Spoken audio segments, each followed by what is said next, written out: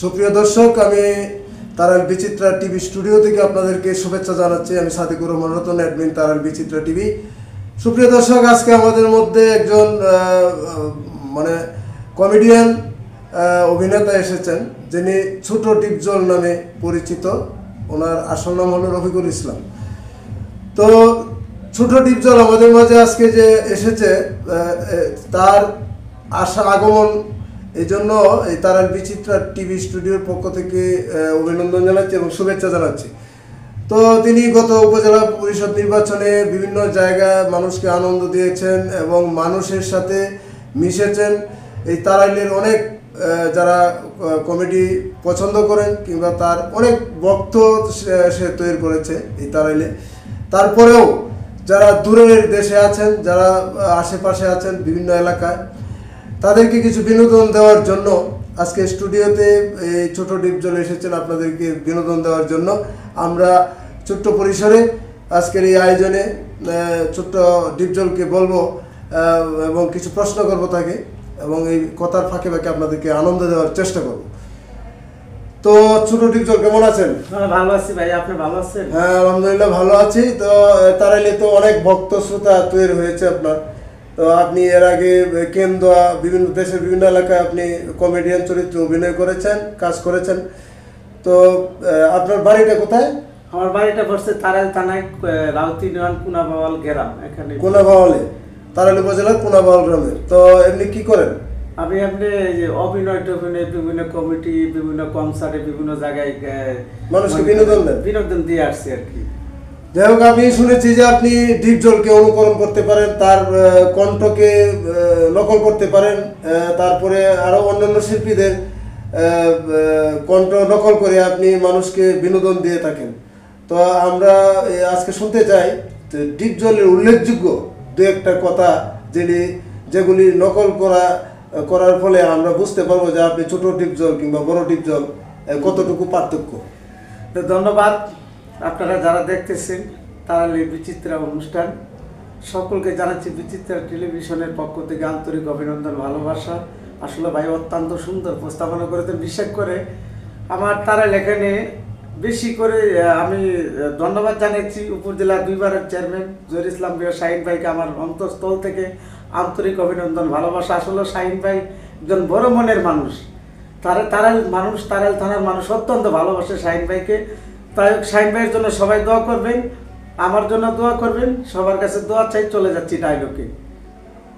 কি মিয়া, আমার কাছে কি নালিশ জানাইতে আইছ? ওই ওই ইন্সপেক্টর, আমার বাইরে যে সময় গ্রেফতার করছিল সেই সময় কোথায় ছিল তোর আইন? ওই কথা কস না কেন? সর তুলে গোষ্ঠী গ্রামবেন। আরে আমি প্রশাসনের লোক। কি কইছ মিয়া? সকালে কি নাস্তা কইরাইছ না মাগার নাস্তা চারাই চলে আইছ? ওই তোর গোষ্ঠী সহকারে পালে মাল্লার কসম।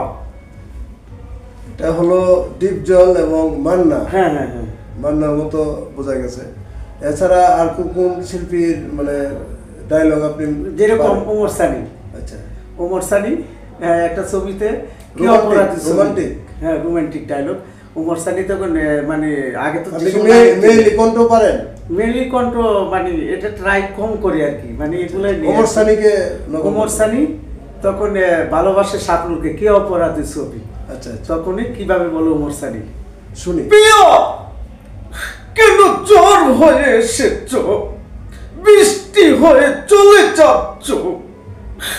আমি তো পৃথিবীর মায়া ছেড়ে চলে যাব, কিন্তু আমি চাই না তোমার জীবনটা নষ্ট হয়ে যাও। প্রিয়া, বিশ্বাস করো প্রিয়া, আমি তোমাকে আমার জীবন দিয়ে ভালোবেসেছিলাম। ভাগ্যের কি নির্মম পরিহাস। হে আল্লাহ, হে আল্লাহ, তুমি আমার প্রিয়াকে ভালো রেখো, আল্লাহ ভালো রেখো। এটা ওমর সানি না? তখন হুমায়ুন ফরিদে কি বলতেছি, হুমায়ুন ফরিদ আসেন, জাফর চৌধুরী আসেন, মনে পড়ে আরে নির্মমভাবে খুন করছেন আমার বাইরে একটা পুতুলের কারণে। হয়তো আমি ভুলি নাই, হয়তো আমি ভুলি নাই। তখন রুবেল চলে আসছে নায়ক। আচ্ছা, ওই জাফর, খোদার কসম, তুই নির্মমভাবে হত্যা করেছিস আমার বাবাকে। খোদার কসম, তোকে আমি ছাড়বো না। তুই আমার ছাড়বি না? আমার জানে ভারি নাই। হে ভাই, তুই হুঁতাছোস, কি করবো? মাইরা হলাইবো।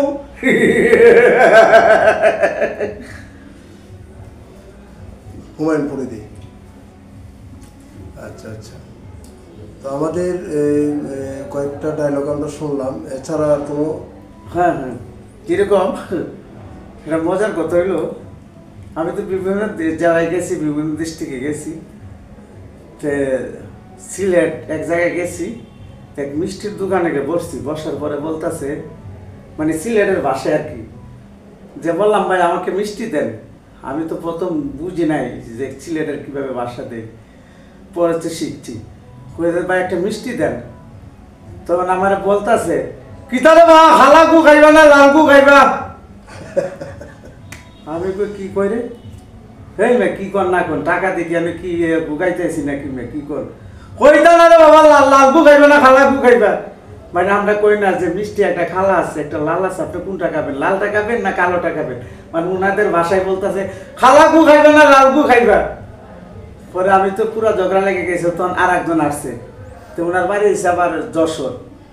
তো উনি আবার বুঝে, তো বলতেছে, আরে ভাই আপনি কথা বুঝতে পারছেন না, আপনাকে বলছে আপনি মিষ্টি খালো খাবেন না লাল খাবেন, আর এটা ওনাদের বাসায় বলছে যে কালো গু খাইবে না লাল গু খাবা। আরে আপনি ভাই বুঝতে পারছেন না? আমি কো ভাই এই কথা, তো ভাই আমাদের কাম করেন, ওই সাদা গু দাও, সাদা গু খাইব। মানে মিষ্টি সাদাটা খাইব, ঠিক আছে? তো সাদা দেখাইছি। তো সুপ্রিয় দর্শক, আপনাদেরকে অসংখ্য ধন্যবাদ এবং রতন ভাইকে অনেক অনেক ধন্যবাদ এই অনুষ্ঠানে আমাকে আনার জন্য। এবং যারা দেখতেছেন আপনারা বেশি করে লাইক কমেন্ট করবেন। এই চ্যানেলে নতুন নতুন আপনারা কিছু আপনারা দেখতে পারবেন, নতুন নতুন শিল্পীদেরকে নিয়ে এখানে আনা হবে, আপনারা দেখতে পারবেন। সবাই রতন ভাইয়ের জন্য দোয়া করবেন। খুদা হাফিজ। ধন্যবাদ ছোট ডিপজল। আমি দর্শকদের বলবো যে ছোট ডিপজলকে লাইক কমেন্টস করে একটু উৎসাহ দেওয়া এবং আমাদের চ্যানেলটাকে সাবস্ক্রাইব করে আমাদের পাশে থাকার জন্য। আমরা ছোট ডিপজলকে নিয়ে শর্ট ফিল্ম তৈরি করার একটা চিন্তা ভাবনা করছি, অচিরেই আপনারা দেখতে পারবেন তারাল বিচিত্রা চ্যানেলে এবং পেজে। আমরা আপনাদের সামনে তাকে নতুন রূপে তুলে ধরতে চাই এবং অন্যান্য চরিত্রের সাথে যেন একটু ভিন্ন রকম হয় সেই চেষ্টা করব। আপনারা আমাদের সাথেই থাকুন, তারাল বিচিত্রার সাথেই থাকুন। ধন্যবাদ সবাইকে। আসসালামু আলাইকুম।